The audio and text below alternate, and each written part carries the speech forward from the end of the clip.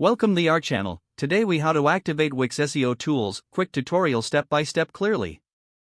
To activate Wix SEO tools, begin by logging into your Wix account. Once logged in, select the website you want to optimize. From your site's dashboard, locate and click on Marketing and SEO in the left-hand menu. In the drop-down, select SEO Tools. You will be directed to the SEO wizard, which offers step-by-step guidance. Here, click on Start Now to access the main features. First, you'll see an option to customize your SEO settings. Follow the prompts to set your site's title and description. Make sure to include relevant keywords for better search visibility. Next, focus on optimizing your site's URLs. Click on Manage URLs and adjust them to be concise and descriptive. Now, head back to the SEO Tools section. You will find options for mobile optimization and site performance.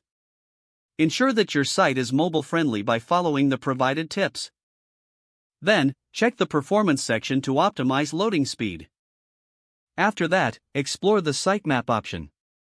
Enable the sitemap to help search engines index your site more effectively. Now, utilize the SEO checklist for a comprehensive review of your site. Complete the recommended actions to enhance your SEO standing. Lastly, monitor your site's performance regularly through the SEO dashboard. Make adjustments as needed to keep improving your visibility. With these steps, you can effectively activate and utilize Wix SEO tools for your website. If the page does not load, refresh the browser or try again in a private or incognito window. Make sure you are using the correct email address, then retype it carefully to avoid small typos.